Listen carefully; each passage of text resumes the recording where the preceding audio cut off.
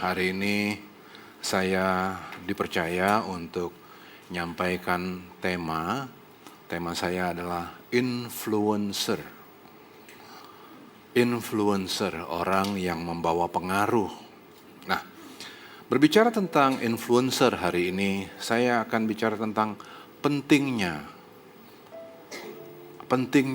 peran influencer.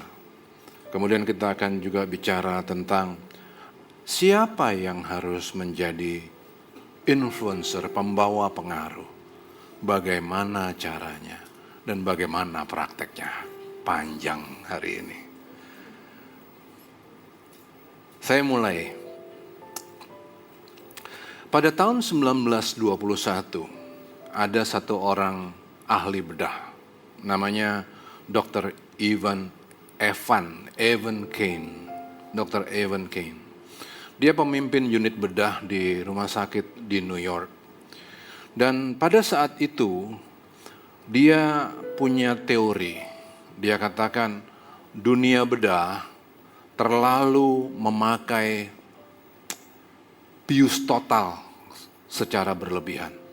Mau operasi apapun dikit-dikit bius total, dan bius total. Dia bilang harusnya bius lokal aja. Bius lokal itu nanti proses penyembuhannya akan jauh lebih cepat. Nah, masalahnya dia susah untuk bisa mempengaruhi dunia medis di zaman itu. Yang berpendapat bahwa bius total itu paling benar. Susah dia goyang dunianya di zaman itu. Lebih susah lagi ketemu orang-orang yang bersedia untuk dibedah sambil ngelihat Pak pisaunya ada di sini. Kan ngeri. Gak ada orang yang mau dirubah. Tapi dia teguh di dalam pendapatnya bahwa yang benar itu bius lokal. Gitu. Sampai suatu saat ada pasien. Pasien ini ngalamin usus buntu. Harus dibedah. Terus pasien ini setuju Pak untuk dibius lokal. Wah dia bilang ini kesempatan aku membuktikan kepada dunia. Mulailah dia bedah. Dia bius lokal, dia bedah nih orang dia udah ribuan kali bikin operasi bedah. Dia hafal banget, dia bedah, dia tutup pembuluh-pembuluh darah yang bisa luka, dia kerjakan semuanya, diangkat usus buntunya, beres. Besokannya keluar nih orang dari rumah sakit. Padahal di zaman tahun 1921 itu, orang 6-8 hari baru bisa keluar dari rumah sakit untuk operasi bedah seperti ini. Besok sorenya dia udah keluar nih pasien. Wah, hari itu dunia medis itu geger. Ternyata benar pendapat Dr. Evan. Geger banget. Lebih geger lagi. Ternyata pasiennya dirinya sendiri. Saking dia jagonya, dia bisa langsung kerjain sendiri. Lihat, untuk bisa merubah dunia, dibutuhkan kita. Kita sama-sama sepakatlah hari ini kalau kita duduk di sini, bahwa dunia sekeliling kita perlu dirubah. Betul nggak? Apakah ada dunia yang di sekeliling kita yang nggak perlu dirubah? Dunia pendidikan. Perlu dirubah nggak? Harus. Dunia hukum? Harus. Dunia kedokteran? Apalagi? Bapak bidang bisnis, bidang usahanya apa Pak? Hah? Apa? Retail. Perlu dirubah nggak Pak dunia kita? Nggak ada dunia yang nggak perlu dirubah Pak. Dunia sekeliling kita harus dirubah. Tapi pertanyaannya, siapa yang mau ngerubah kan? Siapa yang mau ngerubah? Apakah kita Pak Robert? Siapa yang mau ngerubah? Sama pertanyaannya sama Dr. Evan ini. Siapa yang mau ngerubah dunia medis? Dengan pandangannya yang udah kolot, betul, udah fix. Siapa yang mau ngerubah? Nah, di sini, dalam pertempuran seperti ini, dalam keraguan, dalam kegalauan kita, mampukah kita merubah? Tuhan Yesus berfirman. Luar biasa. Tuhan Yesus berfirman. Dia katakan, Kamu, kita buka yuk, Matius 5 ayat 13. Kamu adalah garam dunia, kata Tuhan Yesus. Kamu adalah garam dunia. Kita baca sama-sama yuk. 1, 2, 3. Kamu adalah garam dunia. Jika garam itu menjadi tawar, dengan apakah ia diasinkan? Tidak ada lagi gunanya selain buang dan diinjak. Kamu adalah garam dunia. Kata ini penting sekali, kalimat ini penting sekali. Kamu adalah garam dunia. Garam dalam dunia kuno Israel punya tempat yang sangat penting. Penting banget. Persembahan harus dibubuhi garam dulu. Ketika persembahan dibawa ke bait suci, persembahan itu harus dibubuhi garam dulu. Baru bisa dipersembahkan. Baru dianggap layak untuk dipersembahkan. Itu aturan yang ada di dalam Imamat 2. Dan tiap-tiap persembahanmu yang berupa korban sajian, haruslah kau bubuhi garam. Janganlah kau lalaikan garam perjanjian Allahmu dari korban sajianmu. Garam punya tempat penting untuk membuat suatu persembahan menjadi dupa yang harum di hadapan Allah. Perjanjian antara Allah dengan Daud juga adalah suatu perjanjian garam. Garam punya arti penting di hadapan Allah. Nah, Allah Bapa melalui Tuhan Yesus kemudian berkata, Niko, kamu adalah garam dunia. Maknanya apa? Pak Handoyo adalah garam dunia. Maknanya, kamu penting dan berharga di hadapan Allah. Tuh. Waktu kita ngomong tentang perubahan dunia, menjadi pembawa pengaruh kepada dunia, kita takut kan? Iya nggak, Tep? Kita ragu-ragu. Karena dunia ini udah begitu merasuk di dalam pikiran kita. Kamu bukan siapa-siapa. You're nobody. Mana mungkin seorang Ruli Simorangkir bisa ngerubah dunia? Mana mungkin Lifehouse bisa ngerubah dunia? Nggak bisa. You are nobody. Itu yang terus-terusan ada di dalam pikiran kita. Kita khawatir. Bisa nggak kita ngerubah dunia? Kita nggak terlalu pinter. Nggak terlalu kaya juga. Dengkul sakit. Siapa kita? Tapi Tuhan Yesus berkata dalam kegalauan itu, kamu adalah terang dunia. Maknanya cuma satu, kamu berharga bagiku. Kamulah persembahan dupa yang harum di hadapanku. Bukan soal kambing itu, bukan soal persepuluhan itu, bukan. Bukan soal uangmu, bukan. Bukan tentang apa-apa, tetapi engkaulah yang berharga di hadapanku. Engkau adalah garam dunia. Itu kalimat itu penting banget. Nah, tapi sebagai garam harus bikin asin toh. Garam harus bermanfaat toh. Kalau nggak bermanfaat terus buat apa? Tuhan Yesus nggak sedang memperbandingkan kamu seperti garam. No, kamu garam. Kamu berharga bagiku. Bukan dunia ini, bukan apapun. Kamu berharga bagiku. Nah, dengan pengertian ini, coba. Sering banget nih orang ketika bilang begini, dunia harus berubah kan? Harus dirubah kan? Dunia semua, dunia hukum, dunia politik harus berubah kan? Siapa yang harus merubah? Udah ngerti kita jawab kita kan? Tapi banyak orang-orang yang rohani banget. Dia bilang gini, biar Tuhan Yesus yang merubah dunia ini. Karena kita tidak mampu. Gitu kan? No. Bukannya saya nggak percaya bahwa Tuhan Yesus mampu merubah. Dia pasti mampu merubah. Dia nggak pernah berubah dulu, sekarang, sampai selama-lamanya. Amin. Tapi Dia mengirindukan supaya kitalah yang menjadi perubah-perubah itu, menjadi agen-agen perubahan itu. Kitalah yang menjadi influencer bagi dunia sekeliling kita. Amin. Siap untuk menjadi influencer? Tuh kan gak dijawab loh, ragu-ragu loh. Gitu kan, akhirnya tutup kan, ragu-ragu kan. Aduh bener loh, Tuhan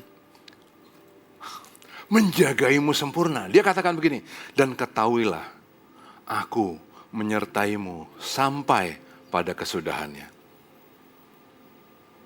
Kamu berharga bagiku, aku utus kamu, aku menyertaimu. Gitu kan? Siap untuk menjadi agen perubahan? Tetap ragu-ragu. That's okay. That's okay. Karena kita juga masih bingung nih. Bagaimana caranya merubah? Bagaimana menjadi influencer? Saya belum jelasin kan? Mudah-mudahan nanti setelah saya jelaskan kita punya semangat. Ya, aku mau jadi agen perubahan. Nah, bagaimana sih caranya supaya kita bisa menjadi agen perubahan itu? Apa sih yang dibutuhin dari seorang influencer untuk bisa merubah dunia ini? Apa sih yang dibutuhin? Saya kasih jawabannya, sederhana banget. Orang-orang yang, dengerin ya, orang-orang yang smart. Katakan sama-sama sama saya. Orang-orang yang smart. Nah, tadi saya ngobrol sama Bu Alin di belakang. Bu Alin langsung bilang, kalau orang yang gak pintar gimana? Iya juga ya. Kalau gak pintar gimana? Suatu kali ada wawancara antara seseorang dengan satu tokoh dunia IT, namanya Jensen Huang. Jensen Huang ini adalah CEO dari Nvidia, pembuat microchip terkemuka dunia. Jensen Huang ditanya begini, Jensen Huang dipanggilnya caranya gimana Pak? Jen kan? Salah ya. Hah? Jen Huang. Oke, Huang. Mr. Huang. Who's the smartest guy? Who's the smartest person you ever met? Ditanya begitu. Siapa orang paling pintar yang pernah dia temui? Jensen Huang. Aduh salah gimana? Jensen Huang. Oke, Pak Huang ini dia mikir, dia bilang gini. Saya rada ragu-ragu untuk menjawab pertanyaan ini. Karena saya pertama-tama harus pikirkan dulu. Apa definisi dari smart? Kalau definisi smart itu adalah pinter, nilai A, hebat dalam segala sesuatu, mampu menyelesaikan masalah, kemudian cemerlang, teknikal. Loh, kalau cuman begitu, itu programmer tuh smart, pasti smart banget. Programmer yang bisa bikin banyak macam-macam website ini itu, pasti smart, dia bilang gitu. Tapi kalau cuman itu dia bilang, AI jauh lebih smart. Apa yang gak bisa dikerjain sama semua itu? Yang oleh AI, apa yang gak bisa? Lebih dari itu malah bisa. Saya kemarin masukin, tolong buatkan bagi saya rencana program studi untuk mata kuliah ini dengan dasar berpikir begini. Keluar tuh. Keluar langsung. Banyak banget. Smart. AI smartnya luar biasa. Nah, Pak Huang ini terus bilang gini, jadi kita harus meredefinisi ulang apa maksud smart. Menurut dia bilang gini, smart adalah orang-orang yang penuh belas kasihan. AI nggak bisa itu. Orang-orang yang ramah, orang-orang yang sopan, orang-orang yang menyenangkan bagi orang lain, itu harus menjadi definisi baru dari smart, katanya gitu. Saya buka Alkitab dong, saya colek Huang itu. Kalau ada di depan saya, bro, udah lama Alkitab ngomong begitu bro, itu bukan definisi baru bro. Itu udah ribuan tahun Alkitab ngomong begitu. Smart is not about, di dalam kepala kita ini bukan tentang pendidikan kita. Bukan karena kita pinter, jago, luar biasa. Bukan karena kita pemenang Nobel, bukan. Tapi smart adalah Kolose 3:12. Coba kita buka. Ini smart. Pak Huang bilang definisi baru. No, Alkitab udah ngomong ini lama. Ini yang dibutuhin oleh orang-orang yang bisa mempengaruhi dunia. Smart. Kita baca sama-sama.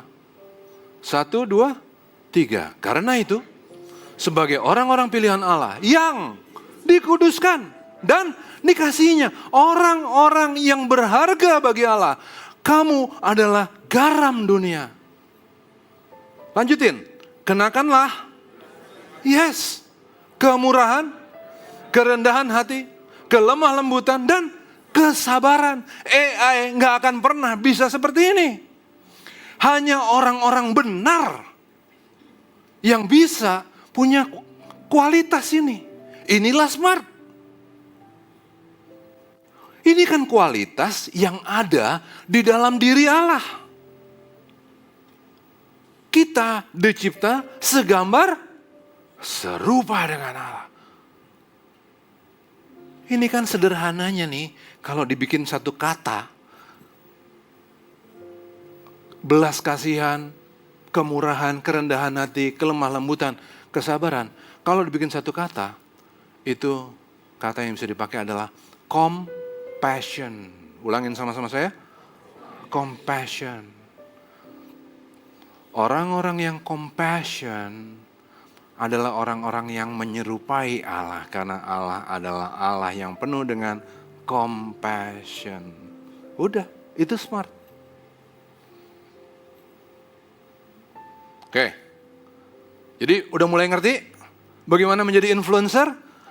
Menjadi influencer dibutuhkan orang-orang yang smart. Smart adalah orang-orang yang penuh dengan compassion. Itu dia. Bagaimana Lifehouse? Nanti sampai di situ kita. Nanti kita sampai di situ. Compassionate God membutuhkan jemaat umat berharga yang juga compassionate. Nah, bagaimana caranya supaya kita menjadi orang-orang yang penuh dengan belas kasihan ini, menjadi orang-orang yang compassionate? Kolose 3 ayat 5. Aduh, udah dijelasin dengan sangat sederhana, bahkan saya nggak perlu khotbahin lagi. Minggu lalu Pastor Wigan udah buka ini, nggak perlu dikhotbahin, udah langsung jelas. Untuk bisa menjadi orang-orang yang compassionate, full of compassion. Inilah Kolose 3 ayat 5. Kita baca sama-sama lagi. Karena itu, matikanlah dalam dirimu segala sesuatu yang duniawi. Apa sih yang duniawi itu? Percabulan, kenajisan. Lanjut, hawa nafsu. Lanjut lagi, keserakahan. Yang sama dengan jika kita duniawi, kalau kualitas ini ada di dalam hidup orang percaya, dapatkah mereka dikatakan smart? Udah pasti enggak. Jadi, untuk menjadi smart, itu bukan soal detail kita kan, tapi soal kerinduan kita untuk menjauhi segala sesuatu yang duniawi, yaitu percabulan, yaitu kenajisan, hawa nafsu, nafsu jahat. Banyak orang smart, tapi bukan orang percaya. Banyak banget. Bukan smart sih, pinter dia tuh, tapi nggak smart. Akhirnya jadi koruptor. Masuk tahanan, keluar. Begitu keluar, baru tukerin duit. Duitnya ternyata banyaknya setengah mati. Waktu ditahan kemana kayaknya miskin banget dia. Asli, begitu selesai tahanannya dia keluar. Langsung bawa duit mau tuker di money changer. Nukernya juga gak kira-kira, jumlahnya Bu Pipi pasti kaget tuh kalau ada yang tuker segitu banyak. Kan jadi gak smart kan? Pinter kan? Tapi nggak smart. Nah, pembedanya antara mereka dengan kita adalah ini. Adakah nafsu jahat dalam diri kita? Keserakahan? Koreksi. Bukan hanya tidak smart, itu hipokrit. Kita yang tadi bilang, dunia harus berubah. Katakan amin, amin, amin. Dunia harus berubah, amin, amin. Ya amin. Tapi kita hidup di dalamnya. Dunia terlalu serakah, katakan amin, amin, amin. Tapi kita serakah. Waduh. Banyak gereja begitu. Tapi Lifehouse gak mau. Kita harus ngambil jalan yang benar. Di tempat yang benar. Jemaat datang ke sini itu bawa kepercayaan. Benar gak? Jemaat dengan senang hati ikut berpartisipasi di misi. Berpartisipasi untuk kebutuhan hari-hari. Ya diawasin. Ada Pak Budi situ. Berani-berani ada yang mau belok-belok. Gak bisa. Pak Budi didukung sama penatua yang lain. Didukung sama Pak Gembala Sidang. Kita kasih aturan yang jelas. Kita gak mau serakah. Kita mau lurus saja. Gak apa-apa. Kita bukan gereja mega church. That's okay. Tapi kita mau smart. Kemudian. Dalam kesehariannya. Dikatakan begini. Dalam kesehariannya. Supaya kita terus menjadi orang-orang yang compassionate. Kolose 3 ayat 8 sampai 9. Dalam kesehariannya. Terapkan ini. Supaya kita bisa menjadi pengaruh bagi sekeliling kita. Menjadi influencer. Yang smart. Dikatakan begini. Tetapi sekarang. Buanglah semuanya ini. Yaitu. Apa itu Bapak Ibu? Marah.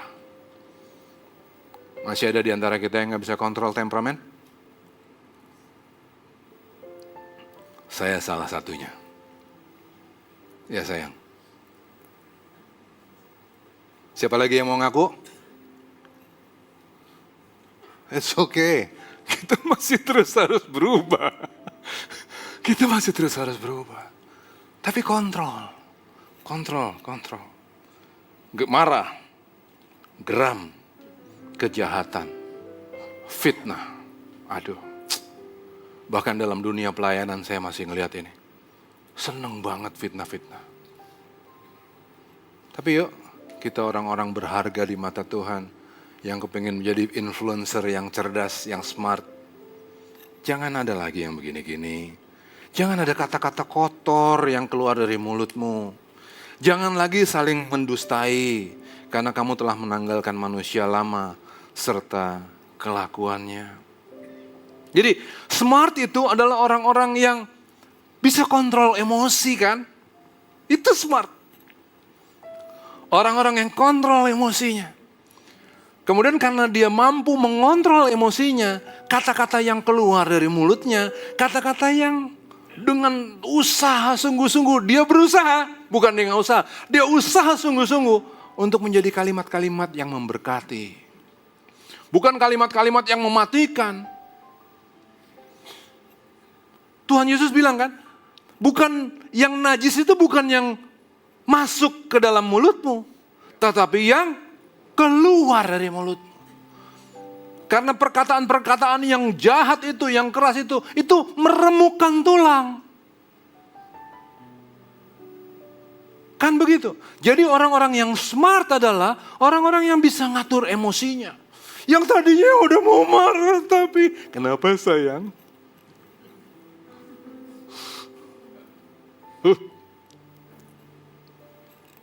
Gitu. Akhirnya dengan usaha yang sungguh-sungguh orang-orang yang smart ini merubah, menyusun kalimatnya supaya menjadi kalimat yang memberkati. Marah boleh, nanti kita ngomong tentang itu. Boleh marah, tapi jangan murka. Nanti kita ngomong tentang itu. Bukan yang nggak boleh marah, marah pun memberkati. Gitu. Itu baru smart. Jadi lanjut lagi. Oke, lanjut. Orang-orang yang mampu mengendalikan perkataan lidahnya. Nah, Orang-orang smart juga adalah orang-orang yang sadar mereka belum sempurna. Tapi terus mau memperbaiki diri, mereka tidak menyerah. Dikatakan dalam Kolose 3 ayat 10. Mereka adalah orang-orang yang mengenakan manusia baru. Yang, ayo kita baca di depan ya. Manusia baru yang terus-menerus diperbarui. Terus-menerus diperbarui. Tadi kita masih kasar, masih marah, masih ini. Ya, it's okay. Karena gak mungkin kita bisa tiba-tiba jadi seperti malaikat. Tapi bukan berarti kita gak bisa jadi malaikat. Bisa. Karena dibutuhkan orang-orang yang smart seperti malaikat untuk bisa mempengaruhi dunia. Jangankan malaikat, Tuhan bilang, engkau berharga di mataku, engkau yang berharga di mataku. Nah, orang-orang yang sadar bahwa mereka belum sempurna tapi terus mau memperbaiki diri. Amin. Bu Kiki, itu lagu yang pertama tadi pujian bagus banget, temenin saya dong. Nah, gimana sih nyanyinya? Luar biasa loh itu. Orang-orang yang terus mengenal dirinya, terus mau berubah. Mereka nggak minta apapun, tapi mereka terus bersyukur untuk penyertaan Tuhan. Itu smart. Keren banget loh itu. Nah, kalau ditanya tadi, ada pertanyaan saya selentingin. Nanti Bu Kiki ke depan dulu. Bu Kiki di situ aja nyanyinya. Tadi pertanyaan saya selentingin gini. Lifehouse smart nggak? Puji Tuhan. Bener, saya setuju Pak Erik. Lifehouse smart. Saya ngomong begitu karena saya bisa saksikan betapa di luaran kalau saya ketemu dengan orang-orang, kemudian orang-orang bilang gini, Lifehouse luar biasa ya Bang. Mereka adalah orang-orang yang punya hati. Orang belum nyampe di Sumatera itu, di ujung dunia itu. Kita udah nyampe. Luar biasa loh. Tadi pagi waktu saya berdoa di sini, saya bilang Tuhan terima kasih. Tuhan udah kirimin orang-orang yang punya hati luar biasa ke Lifehouse. Kita bukan jemaat paling kaya, enggak. Tapi kita jemaat yang compassionate. Orang juga bicara gini, kekeluargaan di Lifehouse itu juga luar biasa. Kekeluargaan hanya bisa terjadi karena orang-orang yang ada di dalam Lifehouse adalah manusia-manusia yang dibentuk sama Tuhan. Sehingga kita punya compassion. Benar gak? Saya ngomong di antara pemusik dan singer. Pelayanan di Lifehouse adalah dengan hati yuk. Jangan cuman kayak di banyak tempat untuk dapat PK. No. Jadi teman-teman ini, saya bilang, nanti kalau ibadah tengah minggu, coba berhentilah sebentar dari kantor, lari ke sini, pelayanan sini, balik lagi ke sana, semangat. Kemarin udah mulai dilaksanain tuh, bawa mana? Udah bikin. Berhenti lu dari kantornya, dia berhenti izin dari kantor sebentar, lari ke sini, nyanyi. Balik lagi ke kantor. That's compassionate, right? Keren wah. Udah begitu kita. Mau nyari PK? No. Di belakang layar, ibu-ibu pada kumpulin. Kita mau makan apa nih? Mereka yang mikirin. Luar biasa. Ada begitu-begitu di antara kita luar biasa. Pembicara, enggak semuanya terima PK. Happy kita di sini untuk bisa nyampein kebenaran. Bukan mau nyari PK. Ada loh. Compassion begitu. Berarti jemaat Lifehouse dan Lifehouse ini ada. Kalau kita bilang kita smart, kita kayaknya juga terlalu gimana gitu ya, terlalu kepedean gitu ya. Tapi nggak terlalu pede juga karena memang Tuhan bilang engkau berharga di mataku kan. Apakah kita smart? Smart. Tapi harus terus-menerus diperbaharui. Ada manusia baru di dalam kita, udah kelihatan kan? Tapi harus terus-menerus diperbarui. Amin. Ya udah, happy kok kita. Kemarin juga kita, saya, Pak Handoyo, Pak Wigan, Pak Budi, Pak Suranta, suami istri kita kumpul, kita reevaluasi lagi. Gimana sih Lifehouse ke depannya ini, mau jadi seperti apa, mau dibawa ke arah mana. Kita ngomong dari pagi sampai sore, makanan melimpah sih. Makanya hari ini saya gemukan, makanya saya tutupin pakai jas gini ya kan. Supaya nggak kelihatan perut saya lebih menonjol. Tapi kita ngomong panjang lebar. Nah, kemudian ada satu sih yang terbersit di dalam semua pertemuan itu. Kami bersyukur luar biasa bahwa Tuhan kirimkan jemaat-jemaat yang punya hati luar biasa seperti ini. Tapi kita juga harus lanjutkan smart itu. Karena kalau smart itu cuma bicara tentang belas kasih, ketulusan, kebaikan, kalimat-kalimat yang lembut dan lain-lain. Wah, nggak bisa juga. Nggak bisa cuma begitu. Smart itu harus ada pagar pembatasnya juga. Harus ada alat kontrolnya. Nah, alat kontrolnya ada di Matius 10 ayat 16. Lihat. Aku, Bapak Ibu yang baca. Lihat, aku seperti, sebab itu, dan tulus seperti merpati. Coba lihat. Jadi saya nggak mau berhenti di penjelasan bahwa smart itu adalah compassion, belas kasihan, perbuatan baik, menyenangkan orang lain. Kalau cuman begitu, kita jadi seperti merpati yang tulus. Dipatok kita sama ular. Kita harus cerdik, tapi juga tulus seperti merpati. Jadi orang-orang yang smart adalah orang-orang yang penuh dengan hikmat, kearifan. Mereka tulus seperti merpati, tetapi cerdik seperti ular. Harus begitu. Keinget gak kita pengalaman-pengalaman kita di dalam gereja? Ketika kita mau nolong. Apa yang terjadi? Pernah kan Pak? Dipatok kan? Gak boleh kayak begitu. Ada lagi orang-orang yang kemudian bilang gini. Orang datang ke gereja itu dengan macam-macam latar belakang. Memang ada yang harus diperhatikan. Tapi ada yang memanfaatkan. Begitu orang gak mau bantu, dia bilang, masa orang Kristen gak mau ngebantu? Katanya firman Tuhan harus bantu orang lain. Iya, kita harus bantu orang lain. Tapi firman Tuhan juga bilang, kamu harus cerdik seperti ular, tulus seperti merpati. Ada yang kelihatannya rohani banget. Gue bantu lu ya, nanti gue berdoa dulu. Kalau gue udah berdoa, Tuhan bilang oke, baru gue jalan. Ya elah, mana ada sih yang kayak begitu. Kan tadi udah bilang di depan. Dia mengutus kita supaya kita yang bekerja, kita yang memutuskan. Kita putusin, pantas gak orang ini dibantu? Pertimbangin. Kalau memang udah putus untuk bantu. Tapi kalau kita bilang, gue udah pertimbangin begini-begini tapi ternyata enggak. Jangan takut untuk bilang enggak. Jangan takut untuk bilang tidak. Kita harus cerdik seperti ular, tulus seperti merpati. Nah karena itu di sini kita bangun tim diakonia di bawah Pak Handoyo. Nih Pak Handoyo nih kalem, smart berarti kan, tenang, nggak banyak ngomong, ya kan? Tapi gerakannya luar biasa, kemana-mana ada, gitu. Di bawah Pak Handoyo ini ada tim diakonia.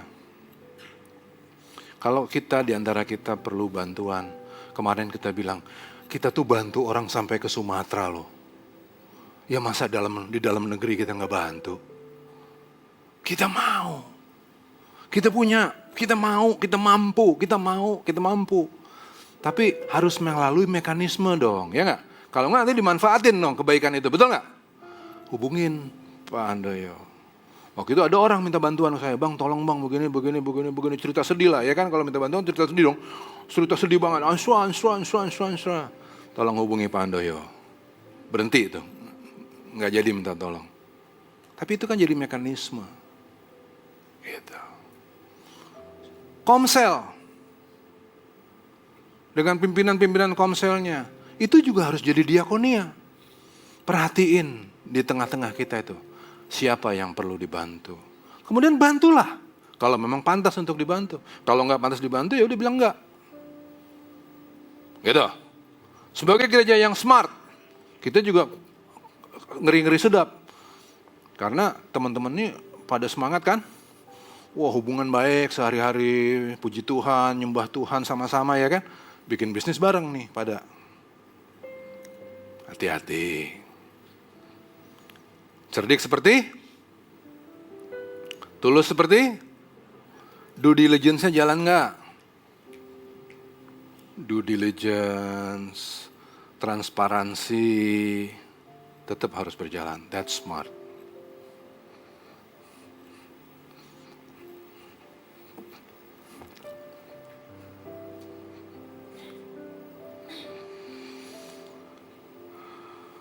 Saya ulangi kalimat ini dan kita akhiri di sini. Karena itu, sebagai orang-orang pilihan Allah yang dikuduskan dikasihinya, kenakanlah belas kasihan, kemurahan, kerendahan hati, kelemah lembutan dan kesabaran. Sabarlah kamu seorang terhadap yang lain. Ampunilah seorang akan yang lain apabila yang seorang menaruh dendam terhadap yang lain. Sama seperti Tuhan telah mengampuni kamu, kamu perbuat jugalah demikian. Jadi, lanjutkan kebaikan yang sudah tertanam di dalam kita. Kita adalah orang-orang penting dan berharga bagi Tuhan Yesus, bagi kerajaan Allah. Jadilah influencer, memang berat, tapi Tuhan Yesus sendiri berjanji, dan ketahuilah, aku menyertai kamu senantiasa sampai kepada akhir zaman. Kita mau bersyukur sama Tuhan yang udah membentuk kita sejauh ini. Kita gak minta apa-apa. Kita hanya mau bilang terima kasih Tuhan. Bersyukur Tuhan. Hari ini. Amin. Karena kasih karuniamu. Amin. Semua yang terbaik Ya Tuhan. disediakan bagiku. Hanya Engkau Tuhan yang memenuhi hidupku, menenun hidupku. Kau pegang masa depanku, jiwaku menyanyikan.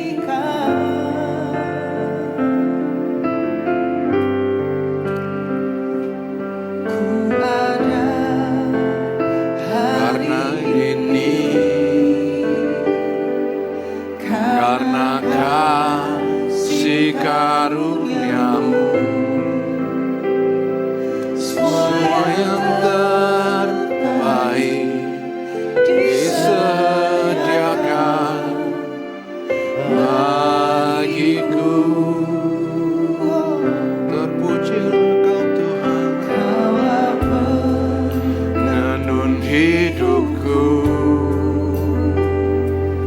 Kau pegang masa depanku, jiwaku menyanyikan.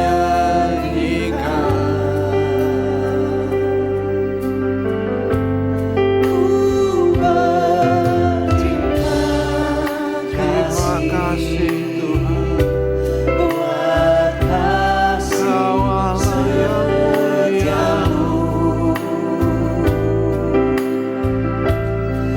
Hidupku persembahkan hanya bagimu. Berterima kasih, berterima kasih buat penyertaan-Mu. Tidak ada yang kami minta Tuhan. Ada yang ku minta, hanya bersyukur.